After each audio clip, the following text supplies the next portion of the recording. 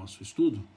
Na última reunião nossa, no nosso último encontro, nós conversamos até a questão 659, né, do Livro dos Espíritos, e terminamos conversando sobre aquela letra da música de Gilberto Gil, Se Eu Quiser Falar com Deus.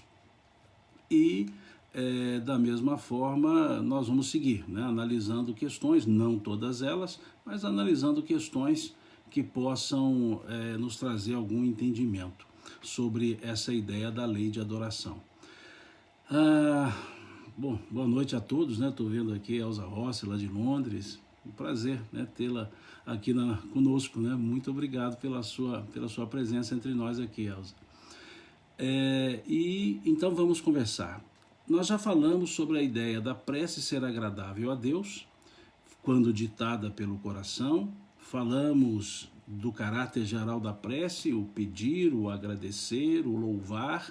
Fizemos uma justaposição com o que Jesus disse, grafado pelo evangelista Mateus, lá no capítulo 6 do Evangelho de Mateus, sobre o entrar no quarto, fechar a porta e orar em silêncio. Então fizemos a analogia das três fases estabelecidas na resposta da questão 659 do Livro dos Espíritos, com as três etapas também sugeridas por Jesus, que Mateus muito bem grafou no seu Evangelho, né? E aí então nós vamos para essa questão 660, né? Estou recebendo aqui a visita da Cissa, né? A cachorrinha do meu filho acabou de chegar aqui, uma Shih Tzu belíssima, né? Tá aqui conosco. Filho, tudo bem? Cumprimentando aqui meu filho que veio nos visitar, né? E aqui a Cissa, a cachorrinha. Muito bom, estamos em casa, é assim mesmo, né? Nada de formalidades. Bom, a questão 660 pergunta o seguinte: a prece torna o homem melhor? Torna o ser humano melhor?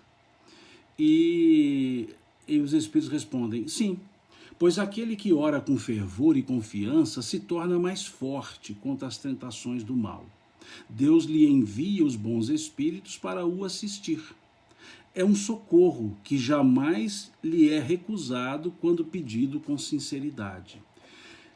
Não há dúvida, né? O estado, a pessoa que faz a prece em estado preparado para a prece, lógico que pode tornar a pessoa melhor, pode nós mesmos nos tornarmos melhores à medida que fazemos a prece. Mas nas respostas dos Espíritos, eles sempre colocam alguns detalhes. Aqui tem algumas condições. Ele diz, sim, né, a prece torna o homem melhor, eles dizem, pois aquele que ora com fervor e confiança. Com fervor e confiança. Não a prece ritualística, não a prece simplesmente pro forma. E aí diz que torna o homem melhor não pelo fato da oração em si, torna o homem melhor porque ele se torna mais forte contra as tentações do mal. Então, veja, a prece, nesse caso, funciona como um mecanismo que vai fortalecendo a vontade, a disposição da pessoa que ora com fervor e confiança e vai tornando essa pessoa mais forte, mais resistente ao mal, às tentações, aqui os Espíritos chamam as tentações do mal, aos aspectos provacionais, por assim dizer. E eles acrescentam que Deus lhe envia, àquele que ora, lhe envia bons espíritos para o assistir. Então a prece cria um clima espiritual propício à presença dos bons espíritos. E a presença dos bons espíritos cria ou fortalece esse clima criado pelo estado de prece. Mas voltando a duas palavras, a dois substantivos muito bem colocados na resposta: fervor e confiança. E eles acrescentam, é um socorro que jamais lhe é recusado. Em outras palavras, quando nos dirigimos ao Criador em prece, o socorro nos vem da forma necessária, talvez não da forma desejada. Voltamos, já dissemos isso em outras vezes, nem sempre o que nós desejamos é o que nós precisamos. Nunca nos faltará o socorro, o concurso naquilo que necessitamos. E aí diz então, é um socorro que jamais lhe será recusado quando pedido com sinceridade. Quando pedido com sinceridade. Então vem um outro aspecto, um outro substantivo, sinceridade. Então nós temos 3 substantivos aqui nessa questão: fervor, confiança e sinceridade. Isso sim cria o clima de fortalecimento, cria esse clima de suporte, de socorro, por assim dizer, na linguagem dos espíritos, e nos fortalece. Então vejamos, a prece torna o homem melhor, torna o ser humano melhor? Sim, pois aquele que ora com fervor e confiança se torna mais forte contra as tentações do mal. E Deus lhe envia os bons espíritos para o assistir. É um socorro que jamais lhe será recusado quando pedido com sinceridade. Então guardemos bem esses aspectos, esses substantivos: fervor, confiança, sinceridade, para que possamos entender que com esses substantivos podemos nos fortalecer pela prece. Fortalecendo-nos pela prece, resistimos mais às tentações do mal, na linguagem dos espíritos, às provas que muitas vezes podem nos suscitar condutas direcionadas ao mal. Então é esse o sentido que se coloca na prece. Agora, o interessante é que Kardec ele desenvolve todo um raciocínio com os espíritos, e uma pergunta, ou melhor, uma resposta, leva Kardec a uma outra pergunta, como que montando ou concatenando uma ideia. E a partir da resposta, que pode soar estranha, ele faz uma segunda pergunta, como que para harmonizar a resposta. Porque vejamos então essa questão 660, dizendo que a prece torna o homem melhor. Ele, em seguida, que é a 660A, ele pergunta, considerando que a prece torna o homem melhor, ele pergunta como é que certas pessoas, apesar de orarem bastante, têm mau caráter. São ciumentas, invejosas, impertinentes, carentes de benevolência e indulgência, e algumas vezes até mesmo viciosas.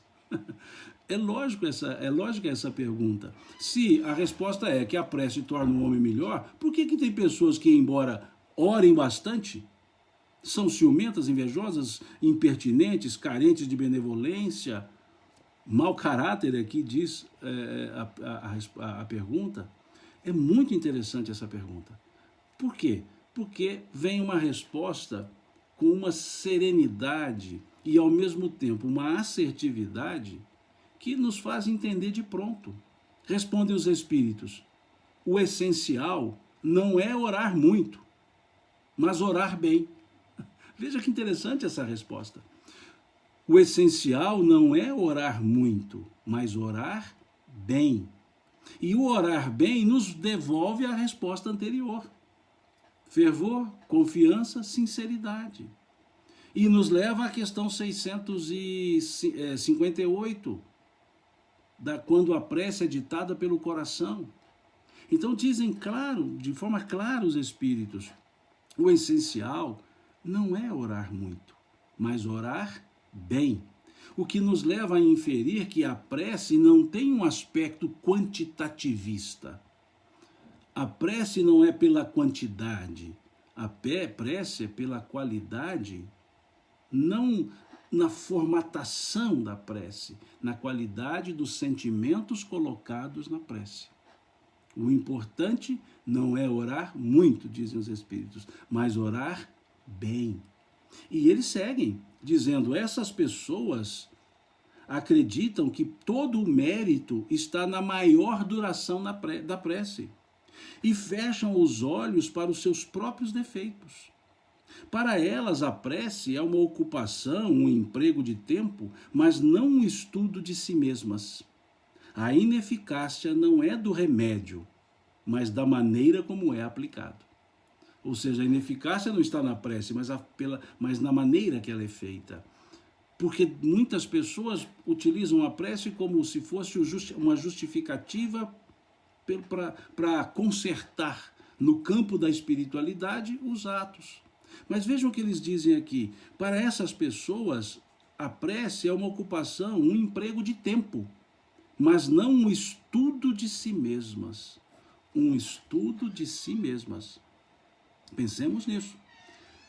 Isso nos leva à ideia da questão 659 do capítulo 6 do Evangelho de Mateus, no entrar no quarto, no estado de consciência, para uma análise da própria pessoa, uma análise de nós mesmos. Nós nos analisando, melhor dizendo.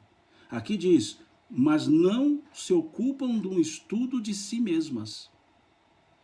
É isso que nós precisamos avaliar. É isso que está naquele, por assim dizer, aspecto tripartite, tríade da prece. Entrar no quarto, fechar a porta, orar em silêncio. Esse entrar no quarto, esse estado de consciência, esse pensar em Deus da questão 659 do Livro dos Espíritos, é justamente para esse estudo íntimo da consciência. Vejam, para elas a prece é uma ocupação, um emprego de tempo, mas não um estudo de si mesmas. Vejamos então que aqui a conjunção adversativa, mas quando que nós usamos uma conjunção adversativa num texto? Quando nós queremos mudar o rumo da conversa. Quando usamos o mas, porém, contudo, no entanto, entretanto, todavia, nós usamos as conjunções adversativas justamente para colocar que dali para frente o sentido será outro, será adverso. E é justamente o que coloca aqui. Para elas a prece é uma ocupação, um emprego de tempo, mas não um estudo de si mesmas. E sempre o que vem depois da conjunção adversativa é o ponto focal, é o ponto principal de uma análise textual. São importantíssimas as conjunções colocadas, principalmente as adversativas. E segue. A ineficácia não é do remédio, mas da maneira que é aplicado. Mostrando então que muitas vezes as preces corridas, obrigatórias, de horário marcado por convenções, podem não representar o real sentimento. E o que vai determinar a eficácia é o sentimento. Não é a quantidade, é a qualidade. Um ponto importantíssimo para pensarmos. E isso vai nos levar, essa mesma resposta, vai nos levar ao capítulo 6, mais uma vez, do Evangelho de Mateus, a partir do versículo 7.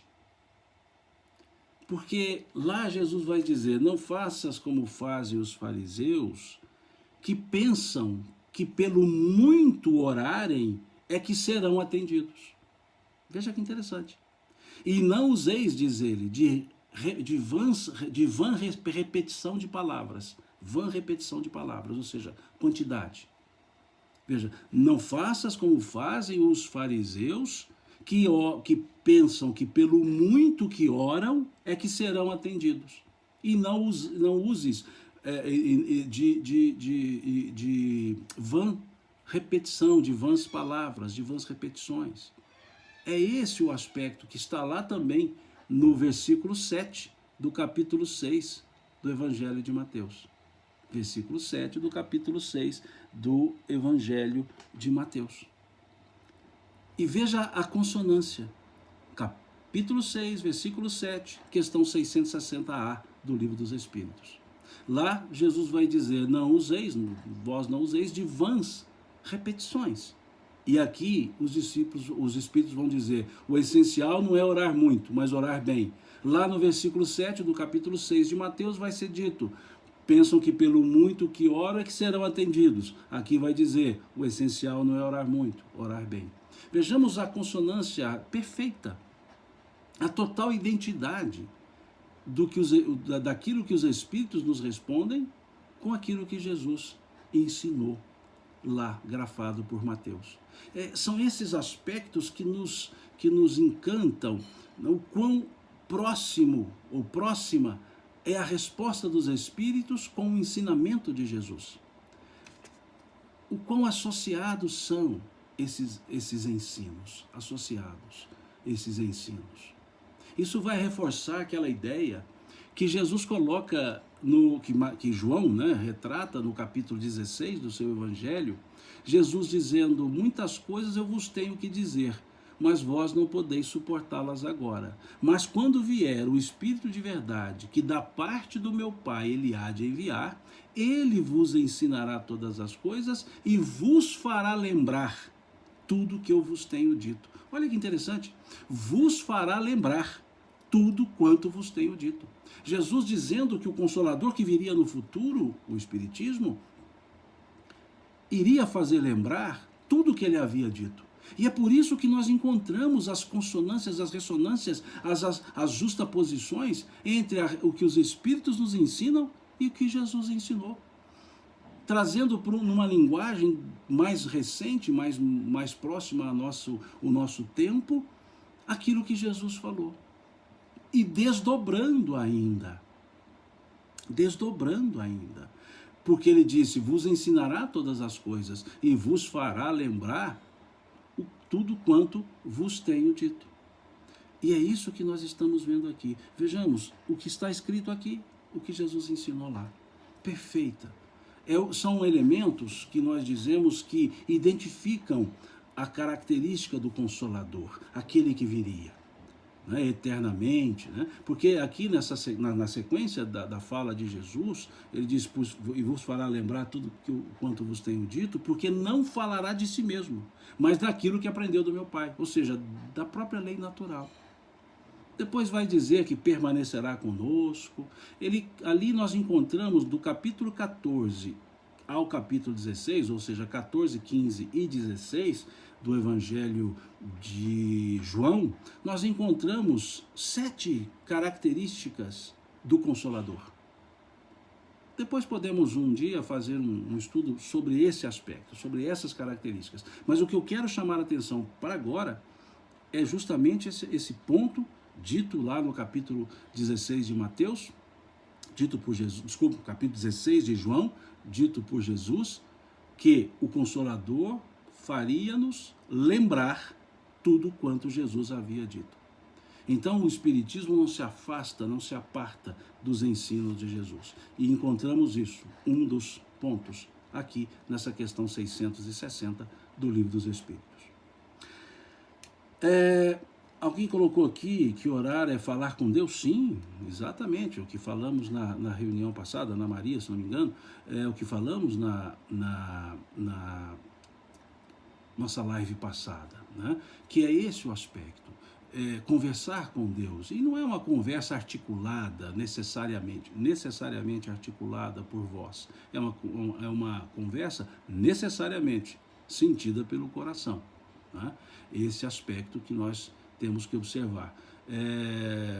Aqui, vejo Paulo Almeida, ele coloca aqui no Face alguns versículos, né? Nós trabalhamos esses versículos na nossa última live, né? O capítulo 6, versículo 6 de Mateus, sobre entrar no quarto, fechar a porta. Muito boa a lembrança dele aqui, colocando aqui para ficar inclusive gravado, né? Para a gente sempre se lembrar disso. Valeu, Paulo, muito obrigado, viu? E vamos seguindo. Questão 661. Poderemos utilmente pedir a Deus que perdoe as nossas faltas? Interessante isso. Podemos pedir. Outro aspecto, quando a gente vai interpretar, né, nós olhamos verbos, olhamos pronomes, olhamos tempos verbais, olhamos advérbios, e aqui nós temos na pergunta uma forma adverbial interessante. Aqui diz, poderemos utilmente pedir a Deus que perdoe nossas faltas?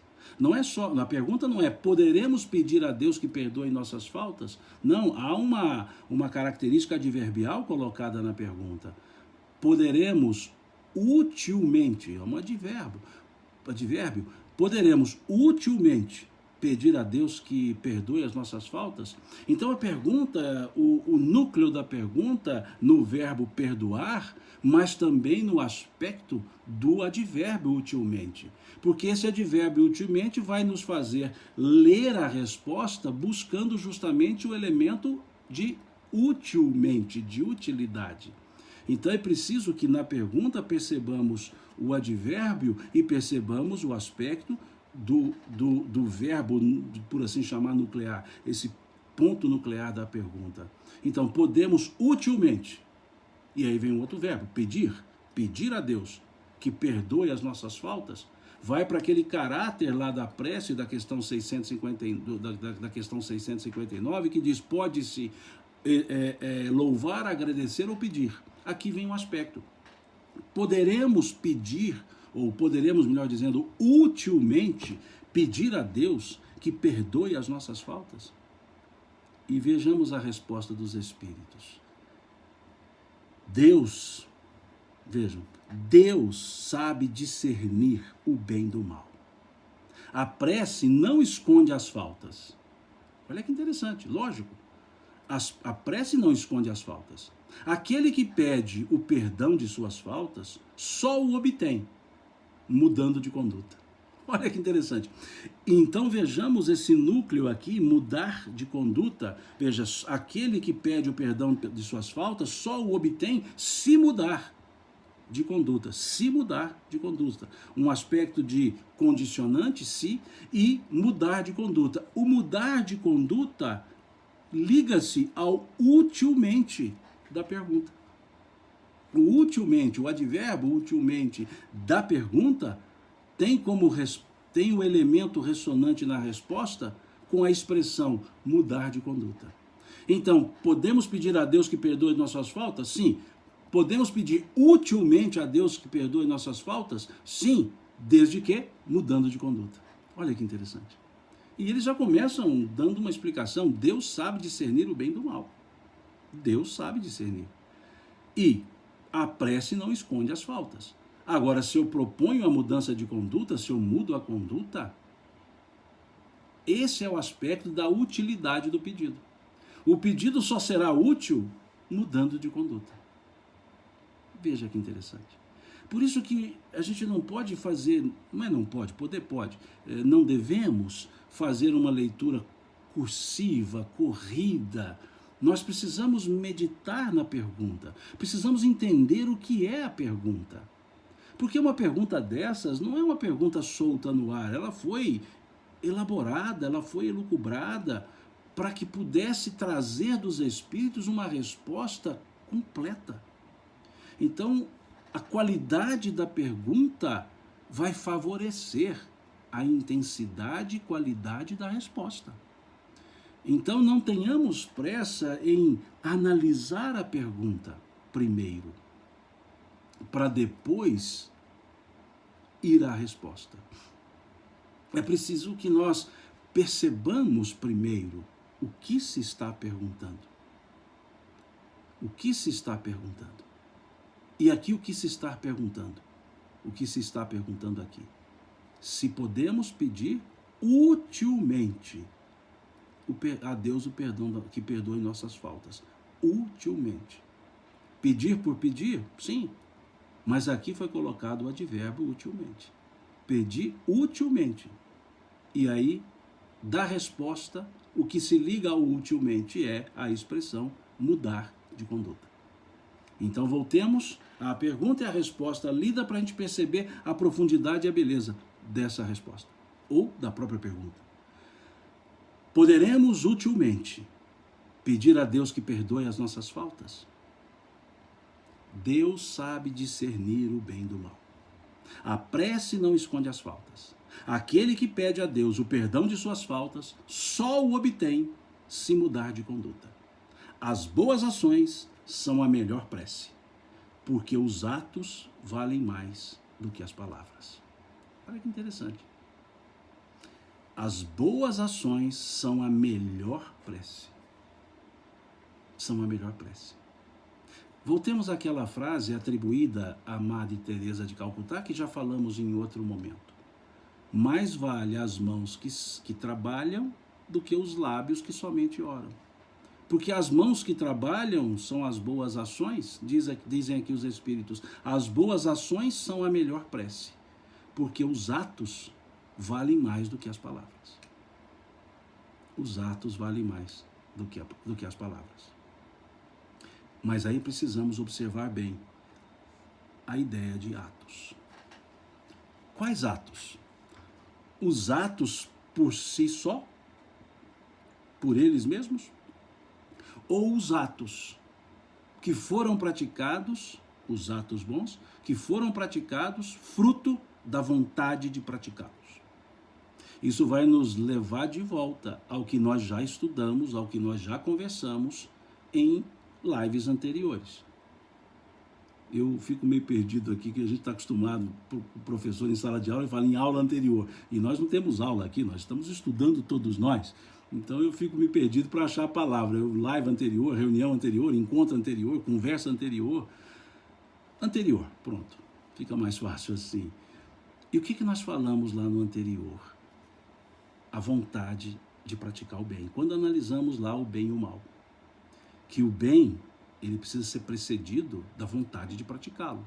Não é só o ato bom, é o pensamento bom, a vontade de querer fazer o bem. Vamos novamente a Leon Denis, livro O Problema do Ser, do Destino e da Dor, capítulo 24. Quando os meus atos são bons e os meus pensamentos são maus, existe uma falsa aparência do bem.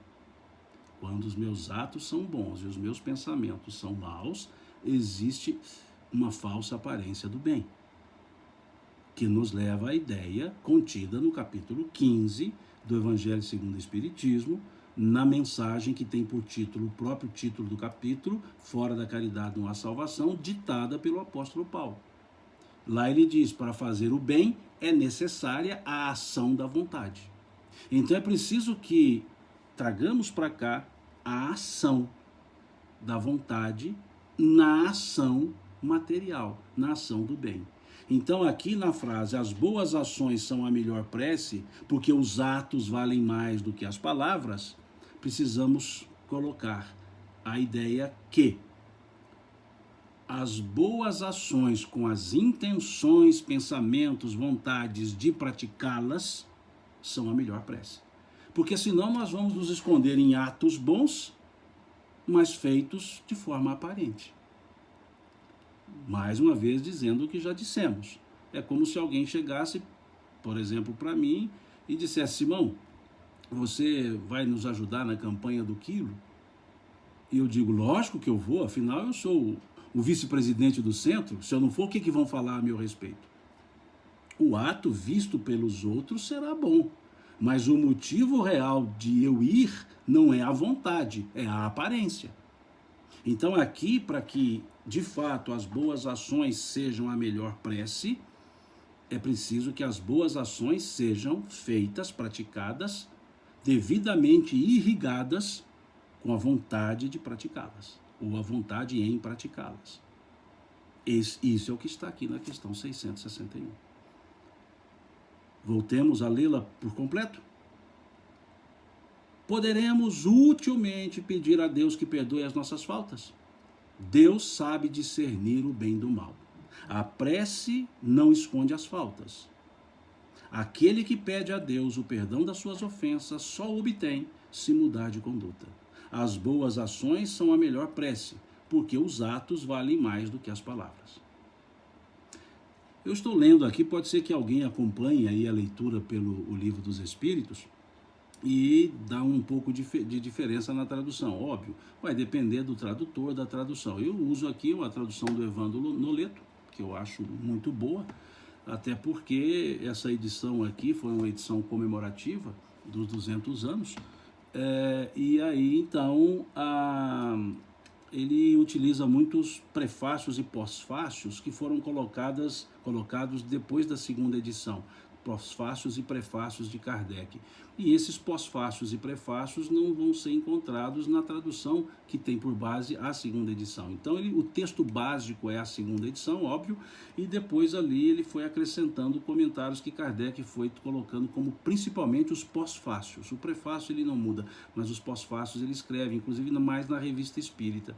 E aí então ele vai e coloca aqui em caráter de observação, não altera o texto, óbvio, em caráter de observação. Então torna-se um livro dos Espíritos que eu chamaria um livro de estudos, né? Quer dizer, tem um subsídio para auxiliar nos estudos. Daí é onde eu uso essa tradução, e aí pode dar diferença da tradução do Salvador Gentili, da tradução do Herculano Pires, da tradução do Guion Ribeiro, que é uma tradução belíssima, eu diria que a tradução do Guion Ribeiro é uma das traduções clássicas que nós temos, né, traduzidas lá no início do século XX, né, no início meados, final dos anos 20. Então traz ali uma língua portuguesa muito clássica. Então uma tradução muito boa. A tradução do Gentili é uma tradução, uma linguagem mais coloquial, mais do dia a dia, muito boa, do Herculano nem se fala, né? São as que eu conheço, as traduções que eu conheço. Pode ser que existam outras, aliás, existem outras, mas eu não as li. E uso essa, por hora agora, estou usando a tradução do Noleto, embora tenha as outras traduções também aqui em casa. Então, por isso pode dar diferença em alguma frase que eu leia, dependendo das traduções. Da mesma forma, os evangelhos, que eu cito aqui os evangelhos, e eu tenho por referência o evangelho eu uso muito a tradução de João Ferreira de Almeida, só que a tradução que eu uso, não é a minha, né? A tradução que eu uso é uma edição de 1975. E eu gosto muito dessa edição de 1975, porque ela também guarda alguns respeitos à língua portuguesa que, com o passar do tempo, as novas traduções foram modernizando. E há palavras que, quando traduzidas lá atrás, traziam um sentido, uma semântica diferente da que se aplica hoje. Então eu prefiro usar a construção, os tempos verbais, as conjugações, que a tradução de João Ferreira de Almeida, essa que eu uso de 1975, a edição, né, 1975, que a tradução é do século XVII, essa edição de 1975 que eu prezo muito por ela. Então pode ser que dê diferença também quando eu trago alguma citação, algum versículo do Evangelho em função de novas traduções e principalmente das revisões e ampliações muitas vezes feitas. Feito isso, fechado o parêntese, vamos à questão 662. É possível orar utilmente pelos outros? Interessante. A anterior, se oramos para nós mesmos. E depois vem, é possível orar utilmente pelos outros? E aí então responde os espíritos. O espírito de quem ora atua pela vontade de fazer o bem. Pela prece, ele atrai para si os bons espíritos, e estes se associam ao bem que deseja fazer. Perfeita essa resposta. Muito bem construída. Muito bem construída. Veja o que ele traz aqui. É possível orar utilmente pelos outros. Mais uma vez o advérbio na pergunta. Utilmente. Veja a preocupação de Kardec na elaboração das perguntas. Não é só orar, é utilmente, né, nas duas questões. Então ele diz, o espírito de quem ora, aqui veja, esse espírito de quem ora não quer dizer que não é a pessoa que ora. Sim, aqui é uma forma simbólica de dizer a pessoa que ora. Mas quando diz o espírito de quem ora, é no sentido de algo mais transcendente, ou seja, aquela pessoa que está orando em elevação espiritual. E aqui está utilizando a palavra espírito com E maiúsculo, não com E minúsculo, né? Ou seja, um ser individualizado. Então, porque nós temos da questão 23 à questão 75, quando se verifica, quando se tem, né, na questão a palavra espírito, é com E minúsculo, porque se refere à essência. A partir da 76 é com E maiúsculo, porque se refere ao ser individualizado. É uma diferença assim que passa muitas vezes de forma despercebida. O E minúsculo e o E maiúsculo. E minúsculo é a essência, o princípio inteligente. O E maiúsculo, o espírito, ser individualizado. Então, na questão 23, pergunta-se o que é o espírito, com E minúsculo. Na questão 76, pergunta que definição pode se dar dos espíritos, com E maiúsculo. E isso faz diferença, não é só grafia, não. Tem diferença, sim, no entendimento. Princípio e individualização. Bom, isso é outro parêntese. Vamos seguir. Então vejam a resposta. O espírito de quem ora atua, olha a palavra, pela vontade de fazer o bem. Veja a expressão.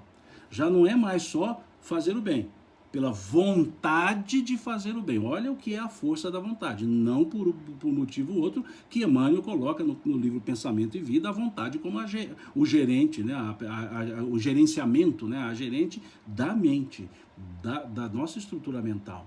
Então veja, o espírito de quem ora atua pela vontade de fazer o bem, pela vontade de fazer o bem. Pela prece, a pessoa, quem ora, atrai para si os bons espíritos. E estes se associam ao bem que deseja fazer. É como que potencializando e sendo um veículo.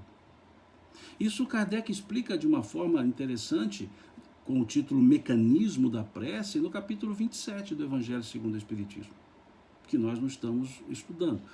Mas no capítulo 27 do Evangelho segundo o Espiritismo, Pedi e obtereis, nós temos lá Kardec explicando o mecanismo da prece, né? Esse elevar do pensamento, esse coletivo do pensamento, a individualização, a ação dos espíritos, esse, por assim dizer, laço energético entre o que ora e a quem e por quem se pede na prece a Deus, é nesse aspecto. Agora, o que é o cerne da resposta?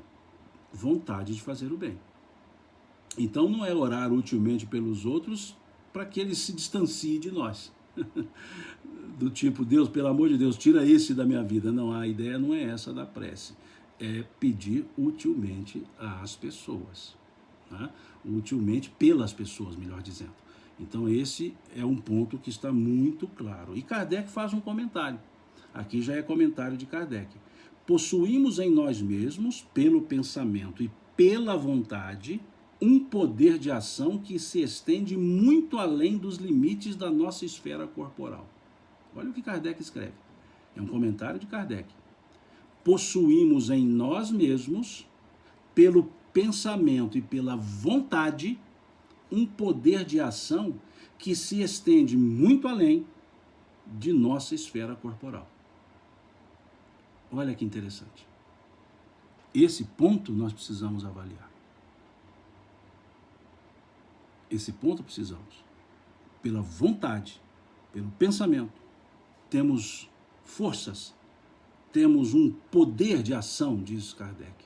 Poder de ação que vai além da esfera corporal. Aí nós entendemos nesse comentário de Kardec, porque é como se ele analisasse a resposta dizendo o espírito de quem ora. Porque a resposta poderia ser simplesmente aquele que ora, a pessoa que ora. Mas em vez de dizer aquele que ora, a pessoa que ora, os espíritos disseram o espírito de quem ora. E Kardec foi percebendo isso, ele vem na observação e vai dizer, analisar justamente que quando se tem o pensamento e a vontade na ação, nós temos um poder de ação que se estende além dos limites da nossa esfera corporal, além do espírito da esfera corporal. E sigamos. Questão 663. Deixa eu só fazer uma pergunta, porque a gente vai falando, e o ritmo que estamos adotando, né, o que estou desenvolvendo, a forma de falar, a maneira de explicar, muitas vezes voltando, está bom assim? Está inteligível? Querem que mude? Podemos seguir dessa forma? É só uma resposta mais como um feedback para eu saber como desenvolver, né? Como continuar desenvolvendo essa forma de nós aqui estudarmos em conjunto. Né?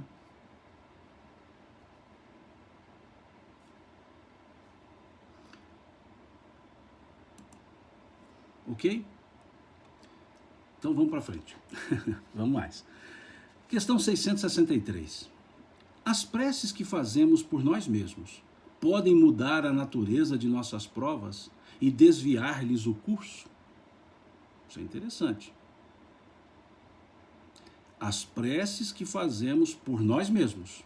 Esse por nós não é por meio de nós, é em benefício de nós mesmos. Por nós mesmos, podem mudar a natureza das nossas provas, a natureza das nossas provas, e desviar-lhe o curso? Isso é uma pergunta que a gente faz de primeira, né? Do tipo, será que se eu orar bem, tudo do jeitinho que está aqui, vai dar para ficar livre das provas? Né? Esse é o nosso jeito, né? Bem terreno, né? Se puder, se a prece resolver, ótimo, né? Resolver as nossas provas. É isso que está sendo perguntado. E os Espíritos respondem de uma forma bem interessante. As vossas provas estão nas mãos de Deus. As vossas provas estão nas mãos de Deus. E existem algumas que devem ser suportadas até o fim. Isso vai nos levar àquela ideia de tornar um homem melhor, a questão 660. Se nós oramos com fervor, confiança e sinceridade, nós nos fortalecemos. Então, nos fortalecendo, desenvolvemos melhor, ou desenvolvemos-nos melhor nas provas que não podem ser afastadas. Então veja, as vossas provas estão nas mãos de Deus, e existem algumas que devem ser suportadas até o fim. Deus, porém, sempre leva em conta a resignação. Olha a palavra, resignação. Nós encontramos o sentido da resignação na segunda bem-aventurança, lá do capítulo 5 do Evangelho de Mateus. Nós encontramos o sentido da resignação lá nas bem-aventuranças, na segunda. Bem-aventurados que choram, porque serão consolados. E ela sucede à primeira bem-aventurança, óbvio, já que ela é a segunda, a bem-aventurança, bem-aventurados os humildes, ou seja, os pobres pelo Espírito. Então, em sendo humilde, entende o que é o sofrimento e resigna-se ante a ele. Então, bem-aventurado aquele que resigna-se ante as dificuldades. Bem-aventurados que choram, porque serão consolados. Resignação. Então, é um ponto, é uma frase forte que está aqui. Deus, porém, leva em conta a resignação. A prece atrai para vós os bons espíritos que, ao vos darem força de suportá-las com coragem, faz que elas vos pareçam menos rudes. Aquelas que precisamos suportar até o fim. Veja que interessante. Vossas provas estão nas mãos de Deus e existem algumas que devem ser suportadas até o fim. Deus, porém. Mais uma vez, a conjunção adversativa. Nesse sentido, para dar um rumo à frase, à resposta, que nos acalma. Veja, embora eles começam dizendo, tem aquelas provas que temos que suportar até o fim. E aí vem a conjunção adversativa. Deus, porém, sempre leva em conta a resignação, a humildade, a serenidade para lidar com as adversidades. Por isso, bem-aventurados que choram. A prece atrai para vós os bons espíritos, que ao vos darem a força de suportá-las com coragem, faz que elas vos pareçam menos rudes. Já dissemos que a prece nunca é inútil, quando bem feita, porque fortalece aquele que ora, o que já é um grande resultado. Fortalecer aquele que ora, fortalecer-nos, já é um grande resultado. E vejam, diz ele aqui, a prece quando bem feita. E para a prece ser entendida como bem feita, precisamos da questão 660, da questão 658, ou seja, ditada pelo coração, com fervor, confiança, sinceridade. Ajuda-te a ti mesmo e o céu te ajudará, dizem os Espíritos. Bem sabes, olha a forma que ele diz, bem sabes. Aliás, dizem eles, Deus não pode mudar a ordem da natureza ao sabor de cada um. Porque aquilo que é um grande mal, do vosso ponto de vista mesquinho e da vossa vida efêmera, é quase sempre um grande bem na ordem geral do universo. Além disso, de quantos males o homem não é o próprio autor pela sua imprevidência ou pelas suas próprias faltas? Ele é punido naquilo em que pecou, dizem os Espíritos. Entretanto, vejamos a conjunção adversativa de novo. Entretanto, os vossos pedidos justos são atendidos muito mais vezes do que supondes. Olha que interessante. Nós somos muito mais atendidos do que nós achamos. E isso vem depois da conjunção adversativa. Eu sou um amante da conjunção adversativa, porque ela muda, ela vai chamar a atenção, ela vai mudar a conversa, ela vai trazer outra ideia.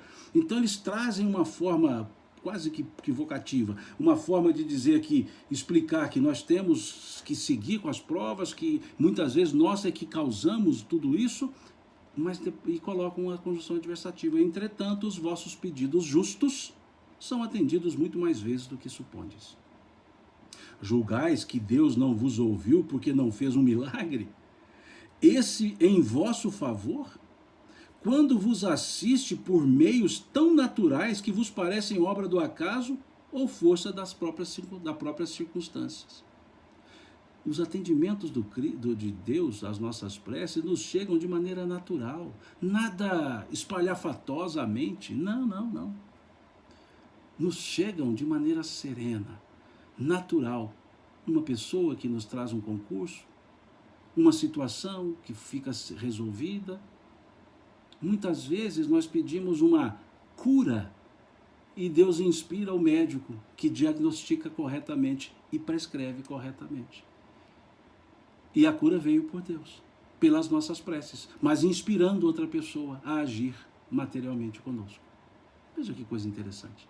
Tem hora que eu desvio o olhar, eu explico aqui, porque eu estou com 3 câmeras, vamos dizer assim, três aqui. Eu estou no Facebook pelo notebook, com o tablet aqui pro Instagram e gravando aqui no celular para depois subir para o YouTube. Né? Porque eu não consegui ainda fazer a live ao vivo no YouTube e fazer subir. Demora uns 3 dias para isso acontecer. Então eu prefiro gravar e subir gravado para o YouTube. Justificativa de quem não entende de tecnologia. Essa resposta, então, veja, vamos seguir, que eu não terminei. Muitas vezes também, e é o que quase sempre acontece, ele vos sugere, Deus, ele vos sugere a ideia necessária para vos desembaraçardes por vós mesmos das dificuldades que enfrentais. Então, sempre estamos sendo cuidados por Deus. Sempre nossas preces estão sendo atendidas na necessidade que temos. Agora, muitas vezes chega o atendimento por meios tão naturais que nós achamos que não foi em Deus. E até tem aqueles que dizem assim, Deus não precisa mais não, já resolvi. Não, eu não resolvi, eu fui levado a resolver, inspirado a resolver, as circunstâncias corroboraram, e circunstâncias essas criadas como resposta da prece. É esse ponto a pensarmos. É isso que está na resposta. E é interessante, porque nós achamos no capítulo 11, versículo 24, se eu não estou enganado, é só checar, mas parece-me que é o versículo 24, capítulo 11, versículo 24 do Evangelho de Marcos, quando ele diz lá que Deus sabe do que necessitais muito antes mesmo de vos pedir, desculpe. Veja, capítulo 11, acho que é versículo 24, é só dar uma olhada, se não for o 24, aproveitem e leiam o capítulo 11 inteiro do Evangelho de Mateus. De Marcos, desculpe. Então lá diz, né, que Deus sabe do que necessitais bem antes mesmo de nós pedir, de vos pedir. Então, esse é o ponto, ele sabe. E as leis de Deus não ficam à nossa mercê. Não é porque eu quero que vai mudar uma ordem do universo, não é isso. Estão ali, as provas fazem parte. E isso pode ser muito bem entendido, corroborado, com as respostas trazidas nas questões 258, 259 e 260 do Livro dos Espíritos. Até a 264, mas essas 3 em especial. Que lá fala das escolhas das provas. Já falamos isso aqui no nosso último encontro. Já falamos isso aqui. Que nós escolhemos o gênero de provas, questão 258. Escolhemos as grandes provas, questão 259. E escolhemos estar no lugar certo, no momento certo, com as pessoas certas, questão 260. Mesmo que aparentemente não seja, questão 260. Então isso vai explicar por que há provas que vão ser suportadas até o fim, com resignação. Não é do tipo, bom, já que eu tenho que suportar, eu aguento. Não, não é o aguento, né? É o outro aspecto. O aspecto de resignação. Resigno-me. É um processo de resignação. Nós temos que nos resignar. Não é aguentar. Não é empurrar com a barriga, numa linguagem bem coloquial, bem brejeira até. No meu caso até dá para empurrar, né? Porque barriga eu tenho, mas não é esse o aspecto. É resignação. É resignar-se. Aquele que se resigna, ele segue caminhando e suportando, no sentido de sustentando-se a si mesmo, por assim dizer, nas provas. Isso nos lembra uma história contada por Divaldo, essa resposta da questão 673, de uma menina, a Amy, se não me engano. Ele conta que essa menina é de uma família europeia ou americana, não me lembro, e uma família toda de olhos azuis. E ela, M, não tinha os olhos azuis. E religiosa, ensinada desde criança o valor da oração, ela orava todos os dias, todas as noites, pedindo a Deus, né, que fizesse com que ela tivesse olhos azuis. Então, numa das pregações que ela tinha assistido do pastor da sua igreja, ele dizia que aquilo que se pedisse com fé aconteceria. Ela então, numa noite, criança, ela orou com toda a força que ela possuía, pedindo a Deus que ela tivesse olhos azuis, e disse: eu vou dormir, e amanhã eu sei que eu acordarei com os olhos azuis. E ela acordou no outro dia pela manhã, olhou no espelho e os olhos continuavam castanhos, não eram azuis. E aí ela acabou desistindo. Mais tarde, já adulta, ela foi ser missionária na Índia. E à época, isso há anos, há décadas, havia ainda uma dificuldade ali vivida, que as pessoas muitas vezes vendiam as meninas para diversas situações não agradáveis. E traficavam crianças, e ela então conseguiu uma forma de, aspas, comprar. Ou seja, ela então, por ser morena, olhos castanhos, ela então se vestia como indiana e ia até os lugares, os orfanatos, aqueles lugares, aliás, não eram orfanatos, lugares não muito agradáveis, e dizia: não, eu vou ficar com a criança. E levava essa criança para ser bem cuidada, bem tratada. E como ela tinha a característica indiana, morena, e ela ainda tentava passar alguns cremes para ficar um pouco mais morena, e os olhos muito castanhos, castanho escuro, quase que pretos, caracteristicamente indianos, então ela conseguia. E as outras missionárias não conseguiam, pele muito clara, olhos azuis, não conseguiam. E aí uma pessoa disse a ela, que a conhecia desde criança, e disse: M, se Deus tivesse te atendido e colocado olhos azuis em você, você não poderia fazer o belo trabalho de grande utilidade que você faz hoje. E aí ela entendeu que não podia mudar mesmo, porque fazia parte da sua missão. Uma história muito bem melhor contada, óbvio, por Divaldo, né? Não me lembro em que palestra ele contou isso, mas é algo a se ponderar mesmo. Muitas vezes nós queremos mudar cursos da nossa existência, que não precisam ser mudados. Mais uma questão, acho que duas, mas o tempo aqui me preocupa um pouco, porque o Instagram ele encerra com 1 hora, né? E eu estou vendo aqui, estamos com 55 minutos, se não me engano. Vou tentar nesses 5 minutos terminar essas duas questões para a gente encerrar e depois seguir para a próxima live, que é outra lei, né? A lei do progresso, a lei do trabalho. Questão 664. Será útil orar pelos mortos e pelos espíritos sofredores? Nesse caso, como as nossas preces podem proporcionar-lhes alívio e abreviar seus sofrimentos? Tem o poder de abrandar a justiça de Deus? E eles respondem: a prece não pode ter por efeito mudar os desígnios de Deus. Mas a alma por quem se ora experimenta alívio, porque é uma prova do interesse que lhe é dado, e também porque o infeliz é sempre consolado quando encontra almas caridosas que se compadecem de suas dores. E segue a resposta. Por outro lado, pela prece provoca-se o arrependimento e o desejo de fazer o que é necessário para ser feliz. É nesse sentido que se pode abreviar o sofrimento do espírito, se por sua parte ele contribui com a sua boa vontade. O desejo de melhorar-se, estimulado pela prece, atrai para junto do espírito sofredor espíritos melhores que o vêm esclarecer, consolar e dar-lhe esperanças. Jesus orava pelas ovelhas desgarradas, mostrando-vos, desse modo, que vos tornareis culpados se nada fizerdes por aqueles que mais necessitam de preces. Perfeita a resposta. Isso nos lembra uma outra história contada por Divaldo, o suicida do trem, que ele não sabia quem era, viu lá uma notícia de jornal e todas as noites ele orava, todas as madrugadas ele orava, e ele não sabia o nome e colocou em nome do suicida do trem. E passado muito tempo, ele orando, percebe uma luz no seu quarto, e nessa luz vai chegando, um espírito, e esse espírito então vem agradecer a Divaldo pelas preces que recebia. o suicida do trem.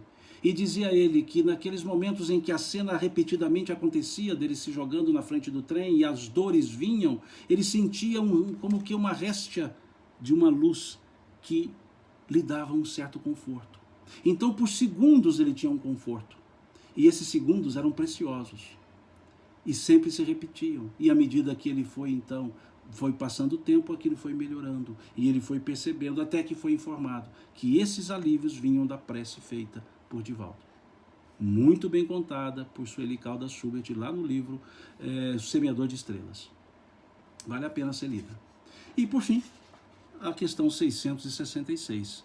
Pode-se orar aos espíritos? Pode-se orar aos bons espíritos, como sendo os mensageiros de Deus e os executores das suas vontades. Mas o poder deles é proporcional à superioridade que hajam alcançado e depende sempre do Senhor de todas as coisas, sem cuja permissão nada se faz. E por isso que as preces que lhes dirigimos só são eficazes se forem aceitas por Deus.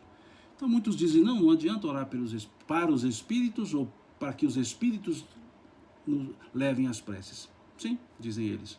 Pode-se orar aos espíritos? Pode-se orar aos bons espíritos, como sendo mensageiros de Deus. Mensageiros de Deus. Não intermediários. Não há intermediário entre Deus e nós, entre nós e Deus. Não há intermediário.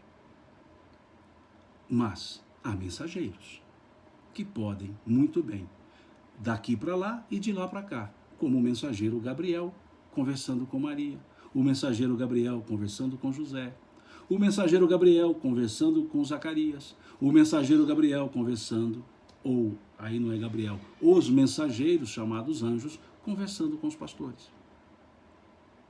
E assim então encerramos aqui essa parte. Vamos seguir na próxima live que eu proponho na próxima sexta-feira, que é feriado, no período da manhã, às 9h30. Né? Tem 1 minuto aqui no Instagram para que caia a live. Agradeço a todos vocês aqui do Instagram.